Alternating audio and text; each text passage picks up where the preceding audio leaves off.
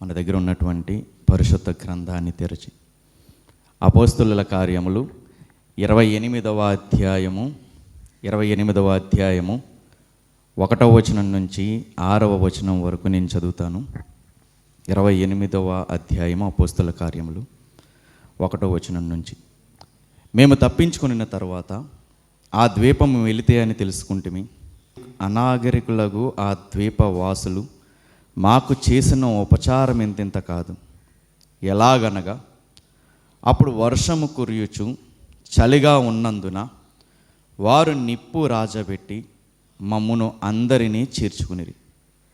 అప్పుడు పౌలు మూపిడి పుల్లలేరి నిప్పుల మీద వేయగా ఒక సర్పము కాకకు బయటకు వచ్చి అతని చెయ్యి పట్టెను.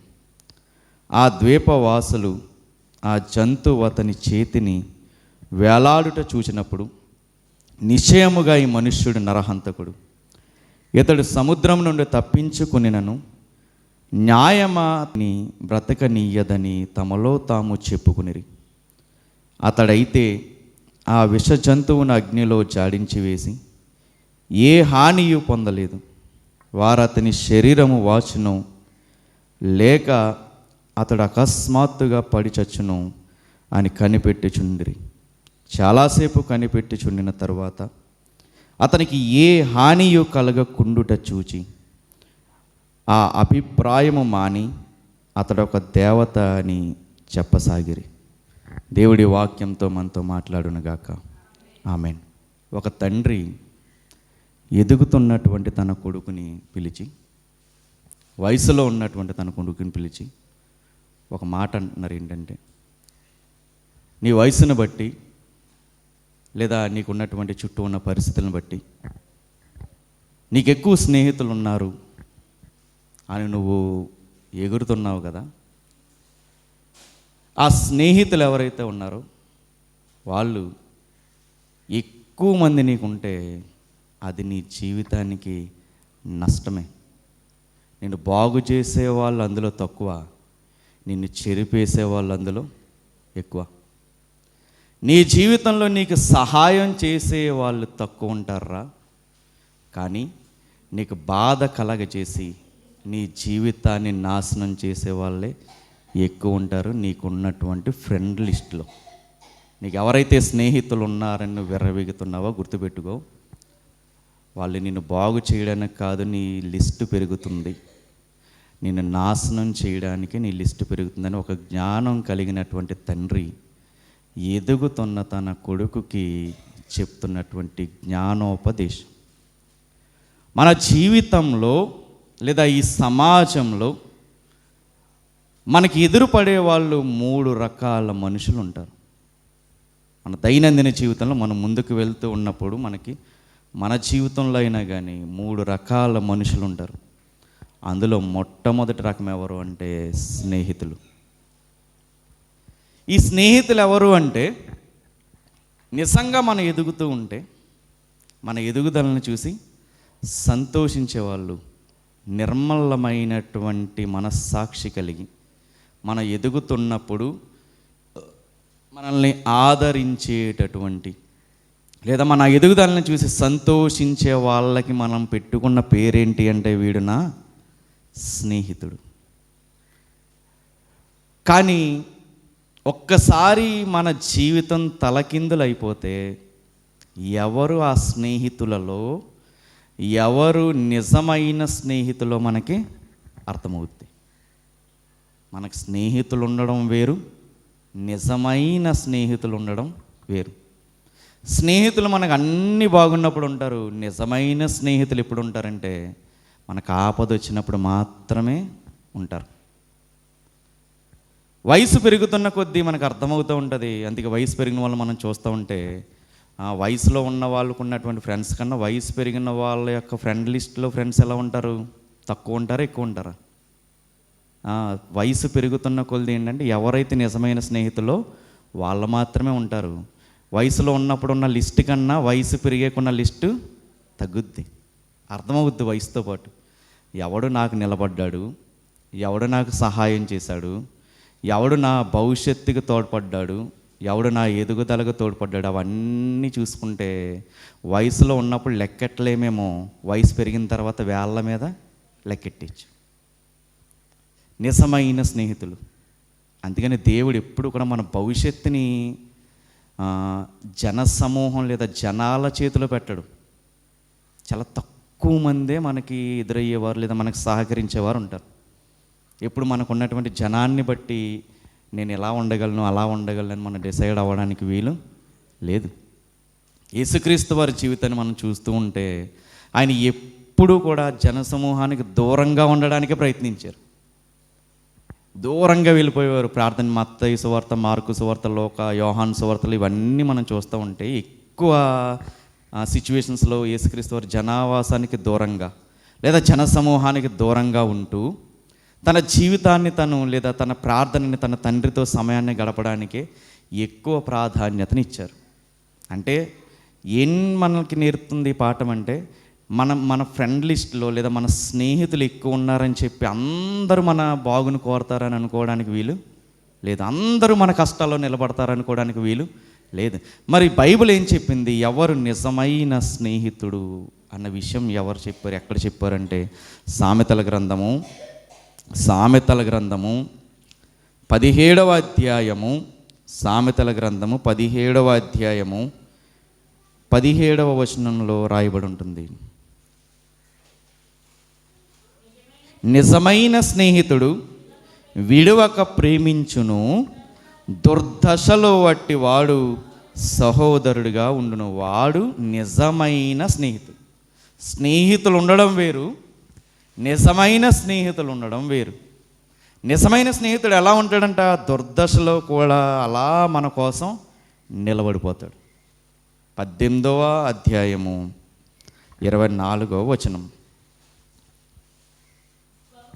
బహుమంది చెలికాండ్రు గలవాడు నష్టపడును, సహోదరుని కంటేను ఎక్కువగా హత్తియుండు స్నేహితుడు కలడు. స్నేహితుడు అంటే లిస్ట్ ఏమైంది? తగ్గింది. పైన దాంట్లో బహుమంది అని అన్నారు, కిందకు వచ్చేసరికి స్నేహితుడు అని వాడారు. అంటే ఎక్కువ మంది మనకు ఉంటున్నారు, మన సర్కిల్ పెరుగుతుందంటే మనం డేంజర్లో ఉన్నట్టు. నిజమైన స్నేహితుడు కష్ట సమయాల్లో మనకి అలా నిలబడిపోతాడు. వీళ్ళు మొదటి రకం. ఎవరు? స్నేహితులు. ఆ స్నేహితుల్లో కూడా మరలా నిజమైన స్నేహితులు. ఇక రెండవ కేటగిరీ మనకి ఎదురయ్యేటటువంటి వాళ్ళు ఎవరు అంటే శత్రువులు. మన ఎదుగుదలను చూసి, మన పరిస్థితిని చూసి, లేదా దేవుడిచ్చిన ఆశీర్వాదాన్ని చూసి ఏమాత్రము కూడా ఓర్చుకోలేనటువంటి వారు, లేదా మనకి పట్టినటువంటి పరిస్థితిని చూసి ఎగతాళి చేసి నవ్వేవాళ్ళు. వీళ్ళ రెండవ కేటగిరీ శత్రువులు. ఎందుకో మనం వాళ్ళకి ఏ హాని చేయకపోయినా మనం వాళ్ళకి నచ్చం. మనం వాళ్ళ మేలు కోరుతున్నా కానీ వాళ్ళకి మనము నచ్చం. ఎలా శత్రువులు తయారవుతారు అంటే, ఇందులో ఒక కేటగిరీ శత్రువులు తయారవడానికి ఏంటి అంటే, మనం వాళ్ళకి చేసిన కీడుని బట్టో దేన్ని బట్టో మనకు శత్రువులు తయారవుతారు. ఇక రెండవది, మన దైనందిన జీవితంలో మనం ఆలోచించుకుంటూ ఉంటే, దేవుడు మనల్ని ఆశీర్వదించడం మొదలు పెడుతూ ఉంటే మనకి శత్రువులు ఆటోమేటిక్గా పెరిగిపోతారు. అప్పటి వరకు మనకి ఏమీ ఉండదు. దేవుడు ఏదన్నా ఆశీర్వదించి ఒక గృహం కట్టుకున్నా లేదా ఒక వాహనం కొనుక్కున్నా, ఎందుకు అప్పటి వరకు మాట్లాడిన వాళ్ళు ఏ కారణమూ ఉండదు, మాట్లాడడం మానేస్తారు. ఏంటా అని మనం చూస్తే ఒకటే, మనల్ని చూసి వాళ్ళు ఏం ఫీల్ అవుతారు? జలస్ ఫీల్ అవుతారు. అంటే దేవుడు ఎందుకు శత్రువులు తయారవుతున్నారంటే, దేవుడు ఆశీర్వదించడం మొదలుపెట్టాడు కాబట్టి మనకి ఆ ఆశీర్వాదాన్ని చూసి వారవలేనటువంటి వారు మనకు తెలియకుండానే శత్రువులుగా మారిపోతున్నారు. ఎప్పుడైతే దేవుడు మన ప్రార్థనల్ని విని మనల్ని ఆశీర్వదించడం మొదలు పెడతారో, ఎందుకో తెలీదు ఎవరు తయారవుతారు? శత్రువులు తయారవుతూ ఉంటారు. యోసేపు గారి జీవితం చూసుకుంటే, తండ్రి ప్రేమిస్తున్నాడు, అన్నలు ఏమైపోయారు? శత్రువులు అయిపోయారు. దావీదు గారి విషయం చూసుకుంటే, దేవుడు హెచ్చిస్తున్నాడు, సౌలు ఏమయ్యారు? శత్రువు అయిపోయాడు. అంటే దేవుడిచ్చిన ఆశీర్వాదాన్ని బట్టి కూడా, ఆ ఆశీర్వాదాన్ని చూసి వారవలేని వాళ్ళు కూడా ఏమవుతున్నారు? శత్రువులుగా. మనకు శత్రుత్వం ఉండదు, కానీ వాళ్ళు ఎలా ఫీల్ అవుతారు? మనల్ని వాళ్ళు శత్రువుల్లాగా ఫీల్ అవుతారు. అందుకే దావీదు గారు అంటారు 23వ కీర్తన 23వ కీర్తన,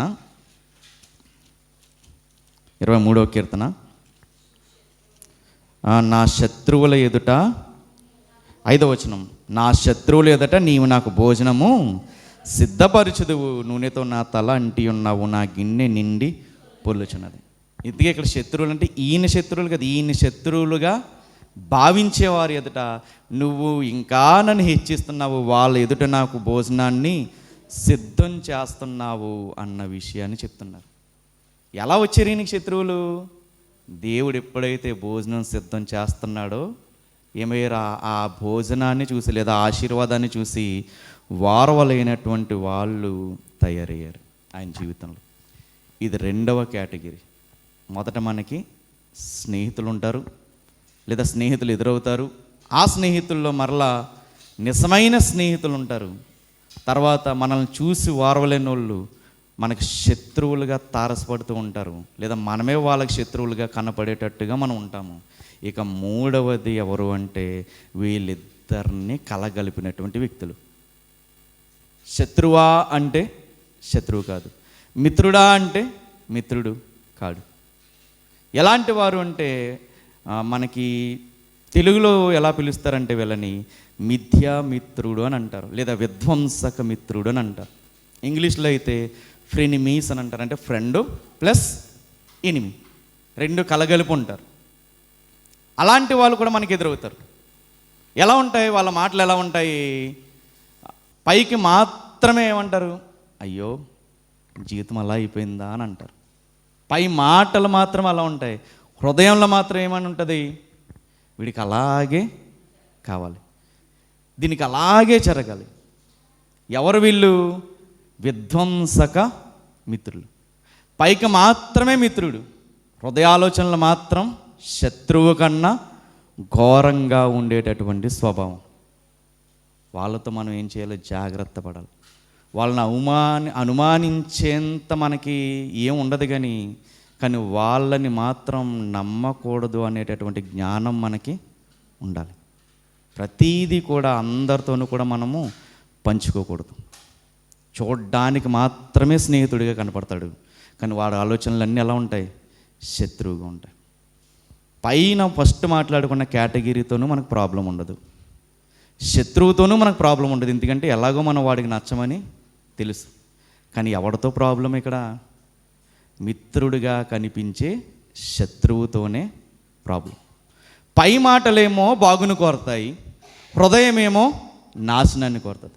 పై మాటలేమో జాలి, దయ, ఓదార్పుగా ఉంటాయి, హృదయం మాత్రం మన స్థితిని బట్టి ఉల్లసించేదిగా ఉంటుంది, లేదా మన నాశనాన్ని బట్టి ఆనందించేదిగా ఉంటుంది.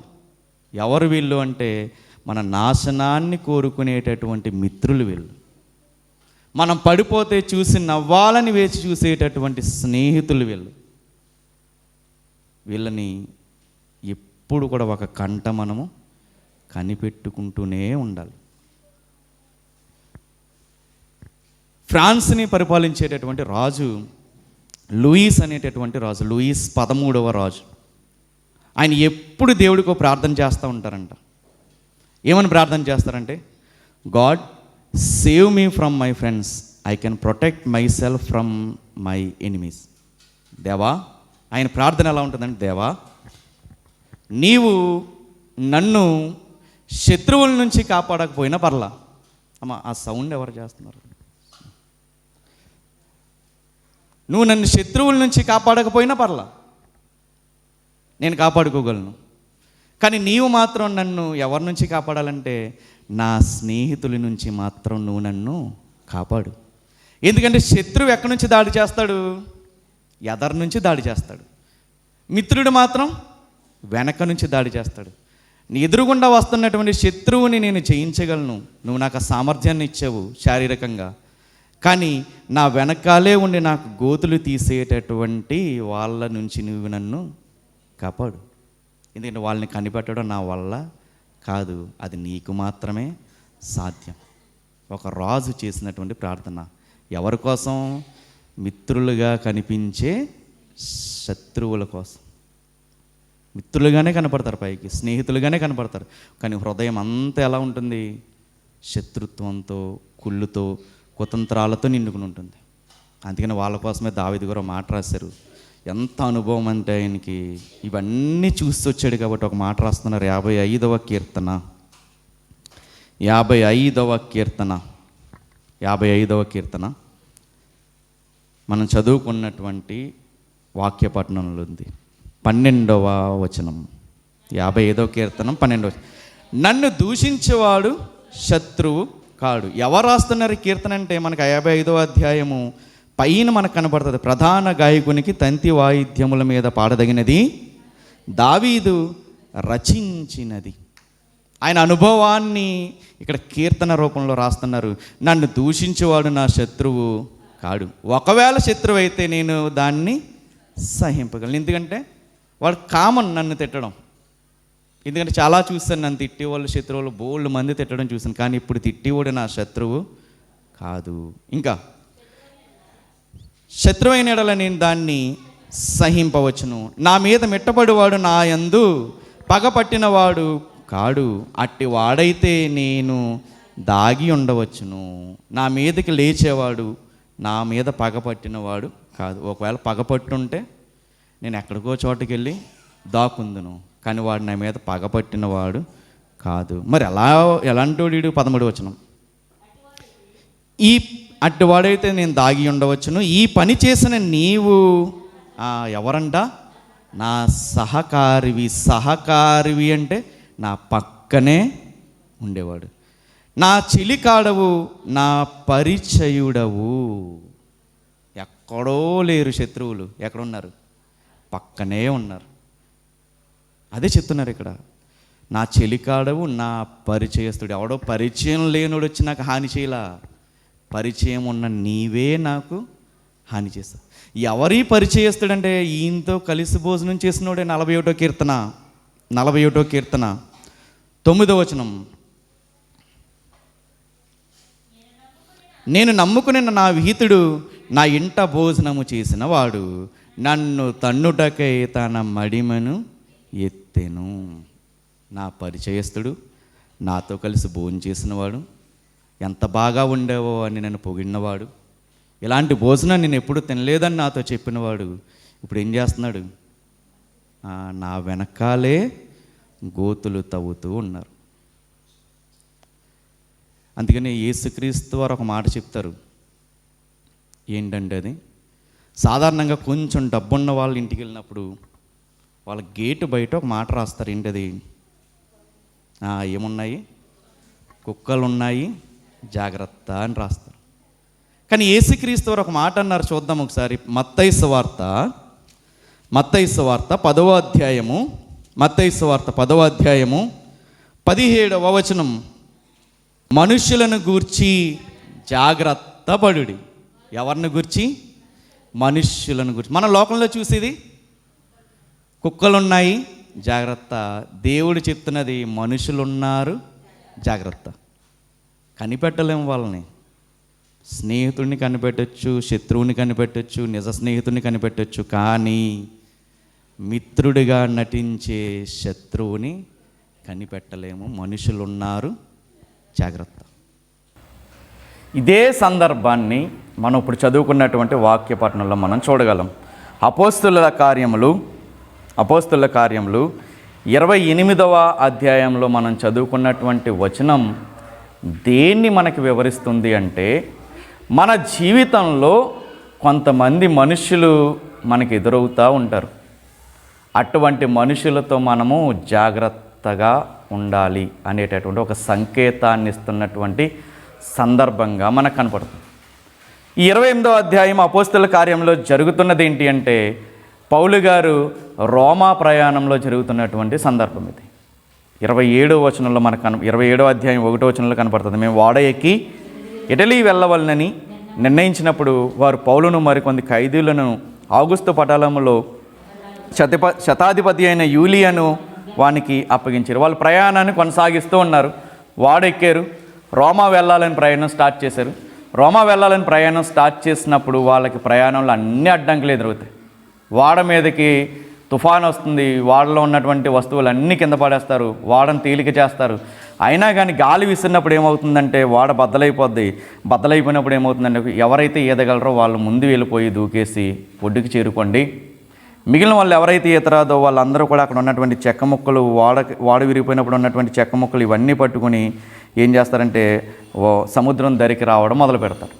అలా వాళ్ళు ఈదుకుంటా వచ్చిన తర్వాత ఎక్కడికి వీళ్ళు వస్తున్నారు? 28వ అధ్యాయంలో మనకు కనపడుతుంది.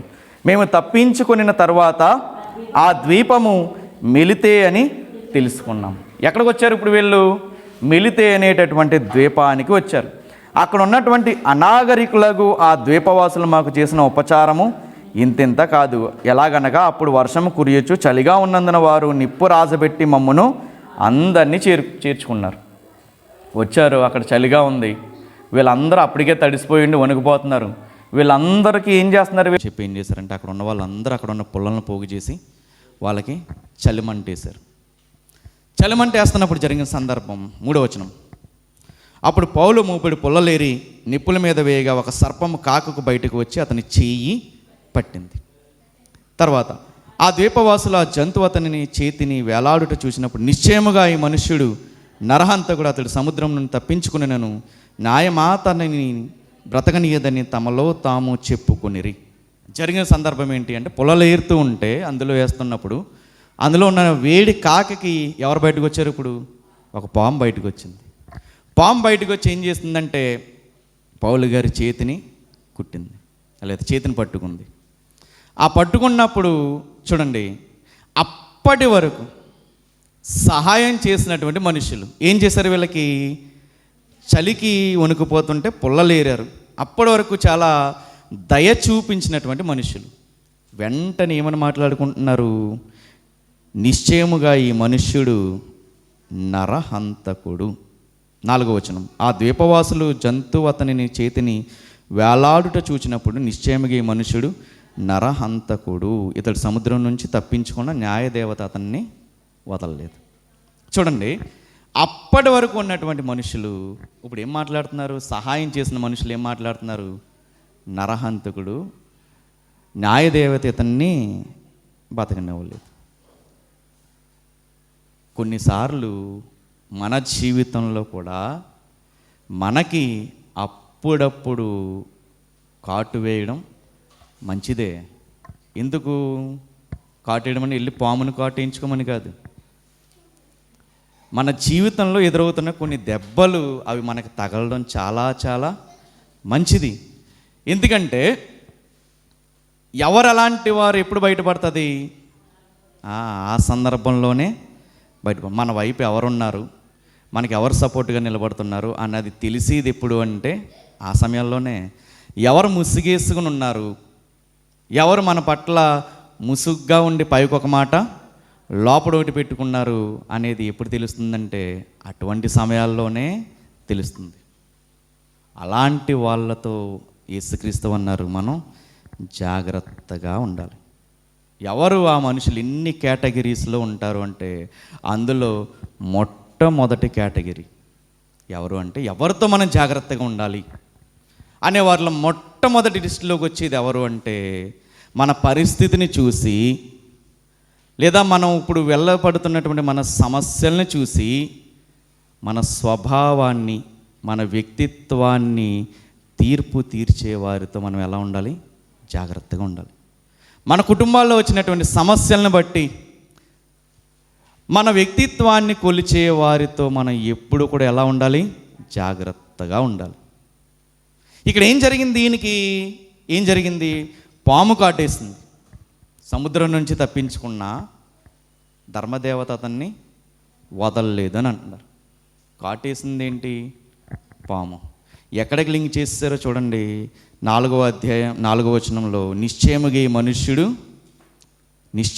మనుష్యుడు నరహంతకుడు అని అంటున్నారు. 4వ వచనం. ఆ ద్వీపవాసులు ఆ జంతువు అతని చేతిని వేలాడుట చూసినప్పుడు నిశ్చయముగా ఈ మనుష్యుడు నరహంతకుడు. ఎప్పుడు డిసైడ్ అయిపోయారు? పాము కాటేయగానే డిసైడ్ అయిపోయారు.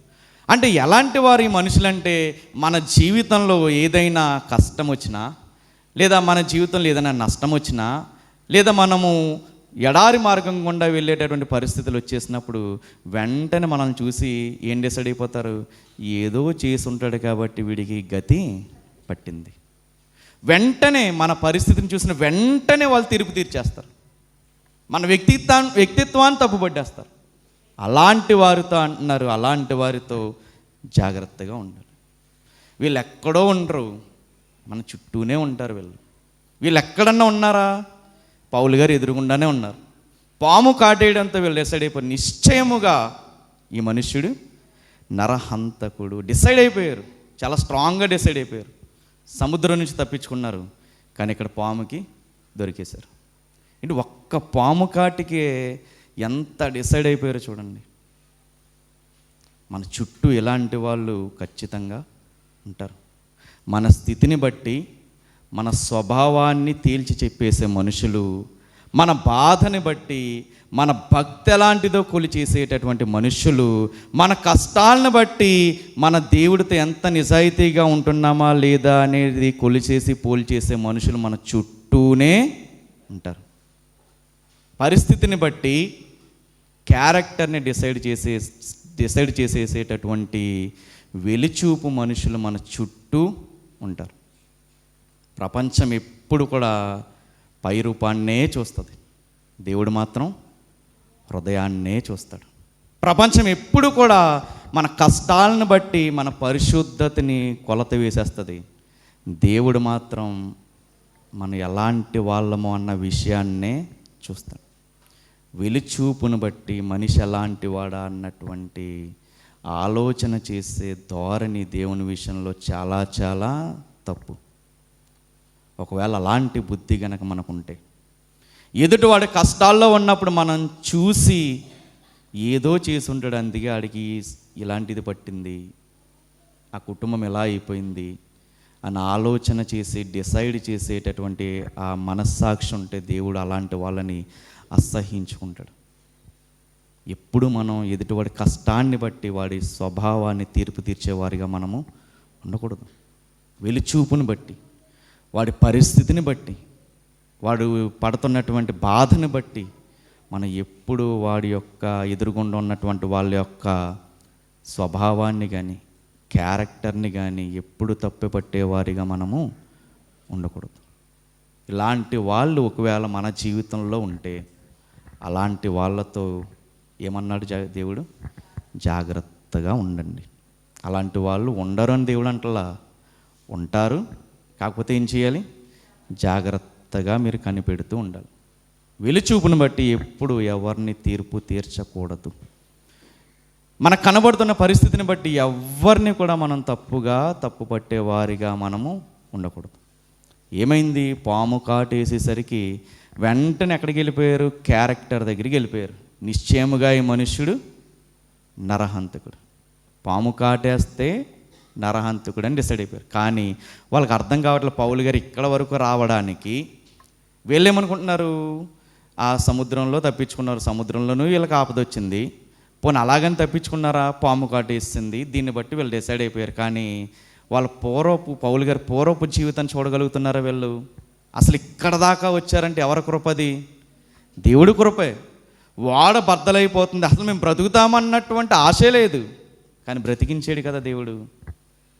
అది పౌలు గారిలో ఉన్న ధైర్యం. వాళ్ళని బట్టి వాళ్ళు ఏదో అన్నారని, లేదా నరహంతకుడని ముద్ర వేస్తారని మనం పౌలు గారు ఏమైనా కూర్చుని బాధపడ్డారా? బాధపడలా. ఎందుకంటే ఆయనకు తెలుసు ఆయన ఎలాంటి వాడు, ఏ సందర్భంలో దేవుడు ఆయనకు తోడుగా ఉన్నాడు, ఏ కష్టాల్లో నుంచి దేవుడు గట్టెక్కించాడు, ప్రాణాపాయ పరిస్థితుల్లో నుంచి అందరి ప్రాణాలని ఎలా దేవుడు కాపాడాడు అన్నటువంటి విషయము పౌలు గారికి తెలుసు. ఆ సమయంలో ఆయనకున్నటువంటి పరిస్థితిని బట్టి ఆయన తప్పు పట్టినంత మాత్రాన్ని ఆయన ఏమీ ఫీల్ అయినట్టుగా మనకు కనపడుతుందా? కనపడట్లేదు. మనం కూడా ఫీల్ అవ్వక్కర్లా. ఎవరో వచ్చారు, మనల్ని చూసి మన ఆత్మీయ జీవితాన్ని వేలెత్తి చూపారు, తప్పు పట్టారు. వాళ్ళని బట్టి ఏమీ ఫీల్ అవ్వాల్సిన అవసరం లేదు. ఏంటి వెనక్కి వెళ్ళిపోయావా? ఆత్మీయతలో వెనక్కి వెళ్ళిపోయావా? ఇక్కడ ఉన్నావా అక్కడ ఉన్నావా అని అడిగేవాళ్ళు క్రైస్తవ్యంలోనే ఎక్కువ. మన హైందవ సోదరులు ఇటువంటి ధోరణి ఎక్కడా కూడా మనం చూడం. ఎక్కువ క్రైస్టియానిటీలో ఉన్నటువంటి బాధాకరమైనటువంటి విషయం ఏంటి అంటే ప్రతి ఒక్కళ్ళు కూడా ఎలాంటి వాళ్ళంటే జడ్జ్ చేసేవాళ్ళే, తీర్పు తీర్చేసేవాళ్ళే. మన లైఫ్ ఎలా ఉంది, మన కుటుంబం ఎలా ఉంది, మనం ఎలా ఉంటున్నాము అనేది చూసుకునే వాళ్ళు తక్కువ. ఎదుటివాడు ఎలా ఉంటున్నాడు, ఎదుటివారి కుటుంబం ఎలా ఉంటుంది, వాళ్ళు ఎలా ఉంటున్నారు, వీళ్ళు ఎలా ఉంటున్నారు చూసి కొలతేసేవాళ్ళు ఎక్కువ. బాధాకరమైన విషయం, పాస్టర్స్లో కూడా అలాంటి వాళ్ళే ఎక్కువైపోయారు. వీళ్ళు చూపును బట్టి అలాంటి వాడు డిసైడ్ చేసేసే వాళ్ళు పాస్టర్స్లోనూ ఉన్నారు, విశ్వాసుల్లోనూ ఉన్నారు.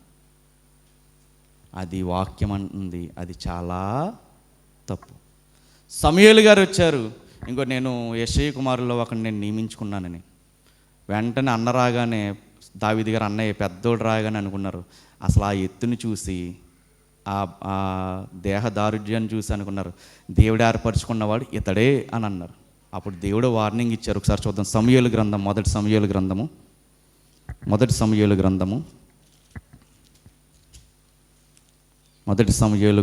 16వ అధ్యాయము 7వ వచనం. అయితే యెహోవా సమూయేలుతో ఇలాగ సెలవిచ్చెను, అతని రూపమును అతని ఎత్తును లక్ష్య పెట్టకము, మనుష్యులు లక్ష్య పెట్టు వాటిని యెహోవా లక్ష్య పెట్టడు.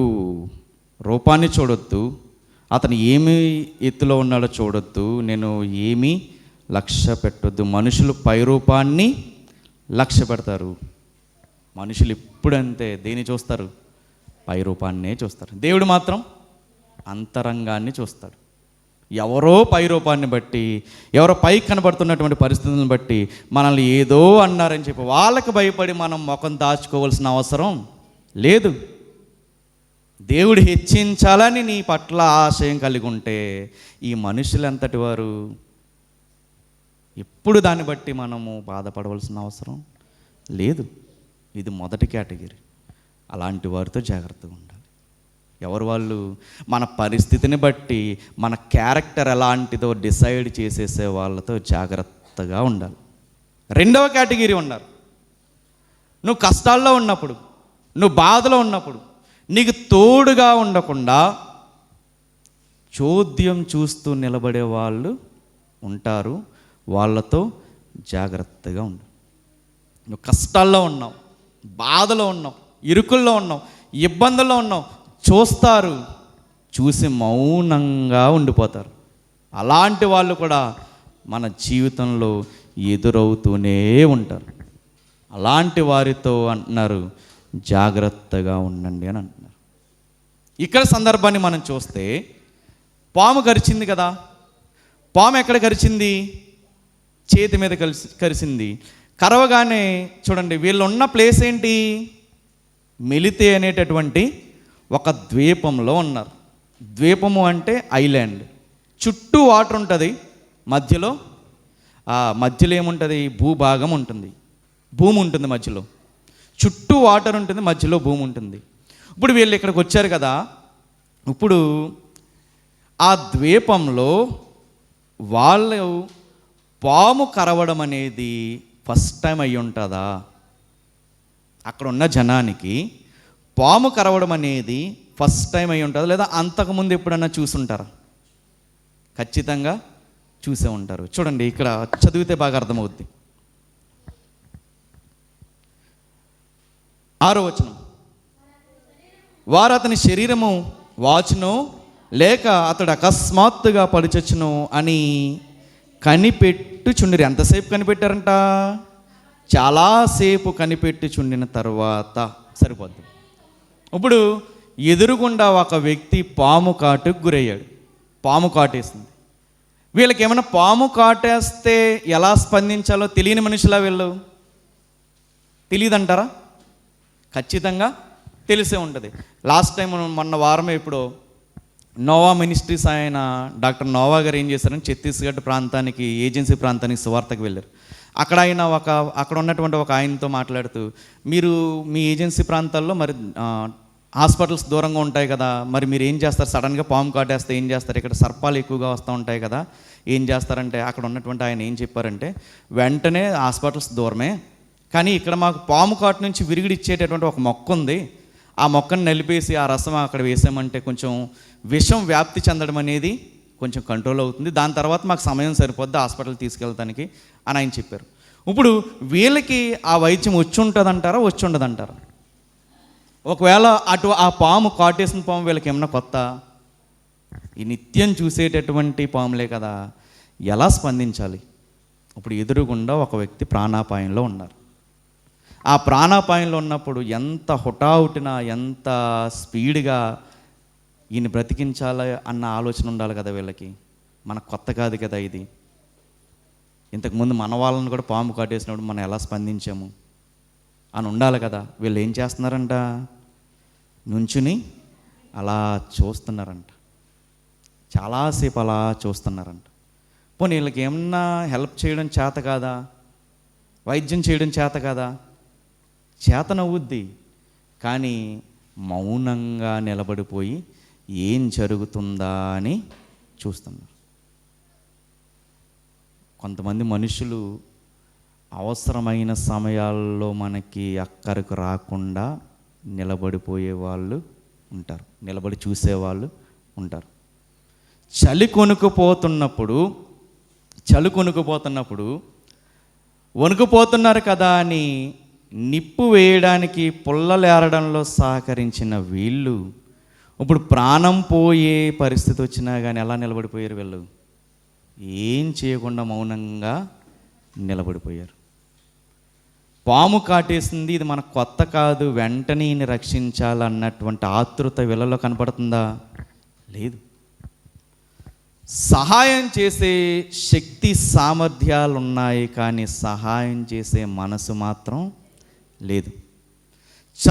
చలితో వణుకుతున్నప్పుడు మంటను వెలిగించారు, పాము కరిచి ప్రాణాపాయంలో ఉన్నప్పుడు చూస్తూ ఉండిపోయారు. అవసరానికి అక్కడికి రానటువంటి మనుషులు మన చుట్టూ ఉంటారు, వాళ్ళతో జాగ్రత్తగా ఉండాలి. చూస్తూ ఉండిపోతారు. అలాంటి సమయాల్లో మన లైఫ్ని మనం చూసుకుంటే, సహాయం చేస్తారని ఆశించిన వాళ్ళు మనకు అస్సలు మన ఫోన్ ఎత్తడమే మానేస్తారు.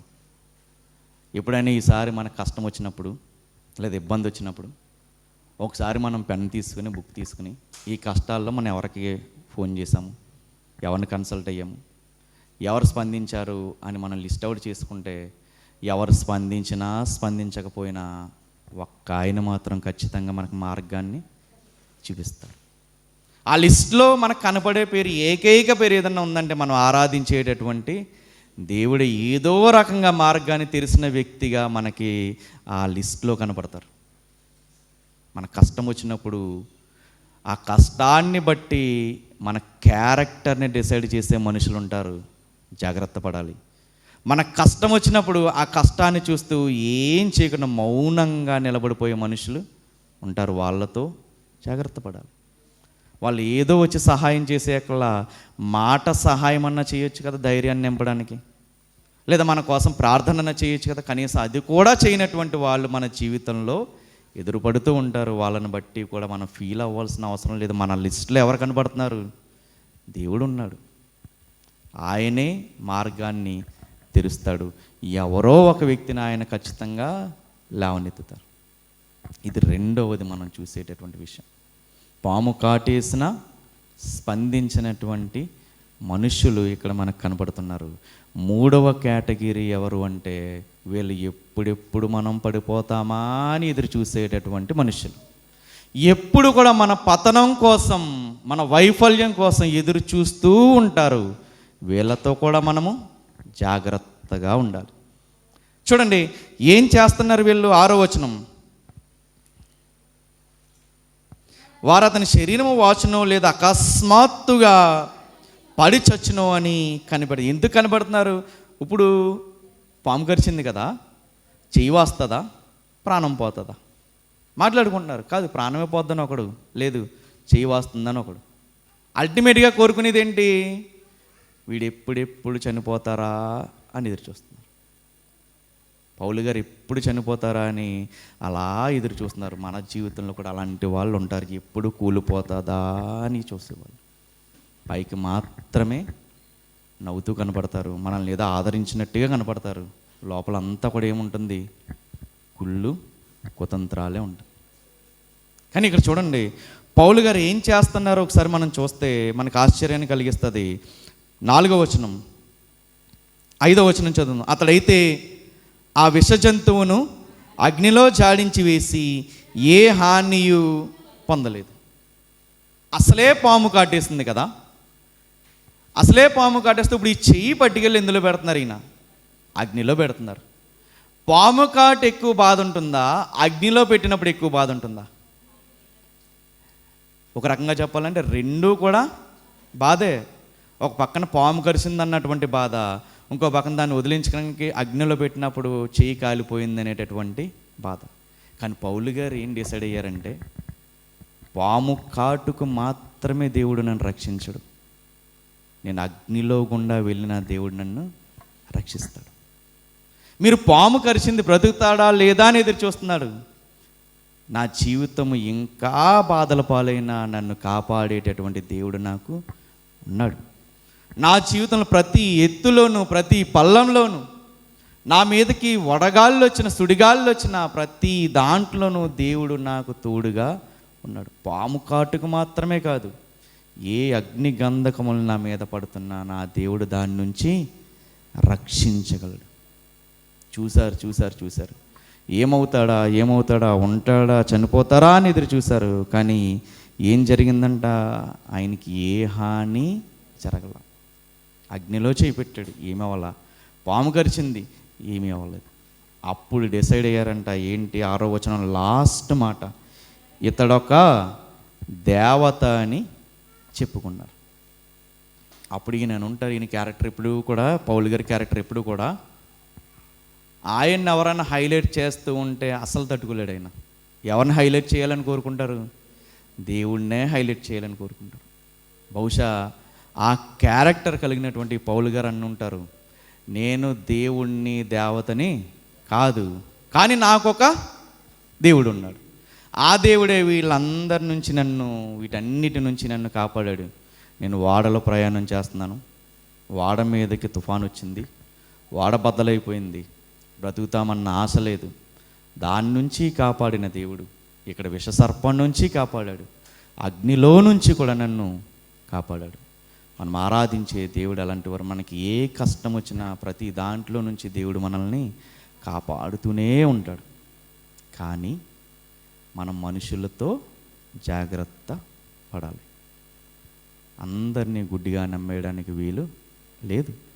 స్నేహితుడిని కనిపెట్టచ్చు, శత్రువుని కనిపెట్టచ్చు, కానీ స్నేహితుడిగా నటించేటటువంటి శత్రువుని మాత్రం కనిపెట్టడం వీలు కాదు. అటువంటి కేటగిరీస్లో మనకు ముగ్గురు కనపడుతున్నారు. మన కష్టం వచ్చినప్పుడు మనల్ని తీర్పు తీర్చేసేటటువంటి మనుషులు, వాళ్ళతో జాగ్రత్త పడాలి. మనకి బాధ వచ్చినప్పుడు దాన్ని బట్టి మన క్యారెక్టర్ని డిసైడ్ చేసేసేటటువంటి మనుషులు, వాళ్ళతో జాగ్రత్త పడాలి. మనకు కష్టం వచ్చినప్పుడు ఎదురుగుండా నుంచి మౌనంగా ఏమాత్రము హెల్ప్ చేయకుండా చోద్యం చూసేటటువంటి మనుషులు ఉంటారు, వాళ్ళతో జాగ్రత్త పడాలి. మన నాశనాన్ని కోరుకునే వాళ్ళు ఉంటారు, వాళ్ళతో కూడా జాగ్రత్త పడాలి. మరి ఎవరు మన జీవితంలో మనకు కావాలి అంటే, ఏ వ్యక్తి అయితే కష్టాల్లో మనకు తోడుగా ఉండి మన వెన్ను తట్టి నువ్వు సాధించగలవు అని మనల్ని ప్రోత్సహిస్తాడో అటువంటి మనుషులతో మనము ఉండాలి.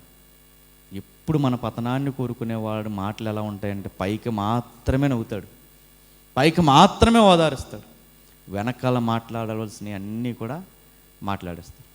హెల్ప్ చేయగా పోయి ఏం చేస్తాడంటే, మన కష్టాన్ని నలుగురితోనూ కూడా పంచుకుంటాడు. ఆ కష్టంలో పాలు పంచుకోడు, ఆ కష్టాన్ని పబ్లిసిటీ చేయడంలో మాత్రం పాలు పంచుకుంటాడు.